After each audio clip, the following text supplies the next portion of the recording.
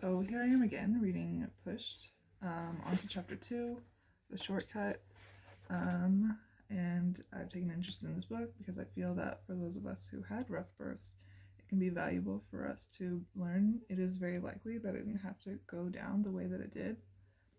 I believe it is important that we begin or continue intentionally processing these essential moments of our lives.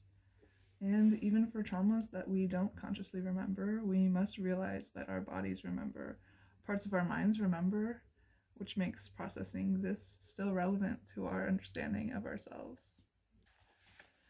At St. Barnabas, which hosts some 7,000 births a year, 44% were cesareans in 2004, and more than one-third were planned beforehand.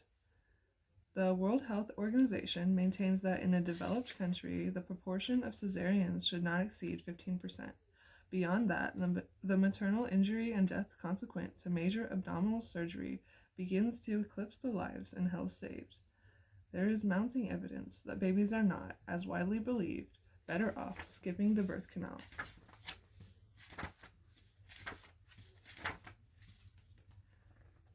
The strongest predictor of surgical delivery is not health status or age, but where and with whom a woman gets care.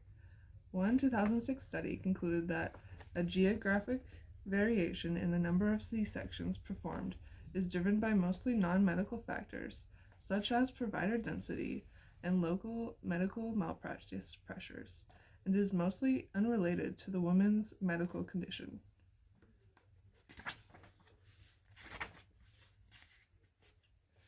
Every patient is a potential plaintiff. Every less than perfect fetal monitor strip potential evidence. One physician explained this phenomenon this way. The minute you see a deceleration on the heart monitor, you say maybe it's fetal distress. Better do a cesarean. You see the ultrasound and think maybe it's too big. Maybe we'll have a soldier dystocia. Better do a cesarean. A lot of that is driven by fear of liability. You want to know why the C-section rate is so high? He says, gesticulating toward the wall.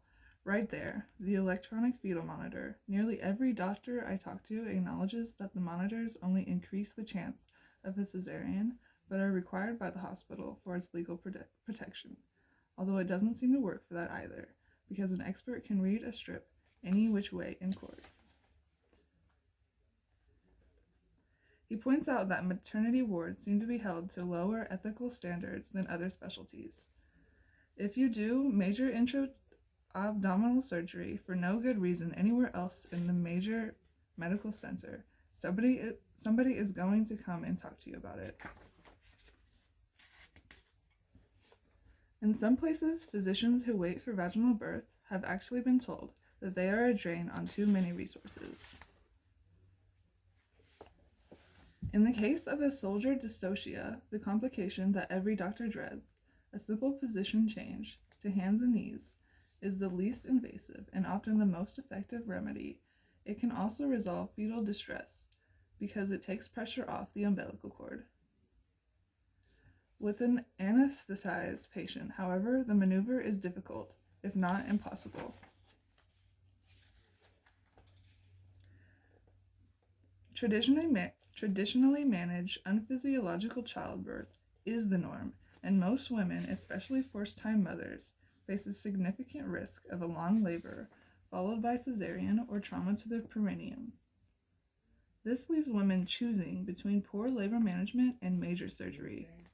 Peter Bernstein in New York sees this not as a reason to sanction and encourage surgical birth, but rather as cause for professional introspection. That's it.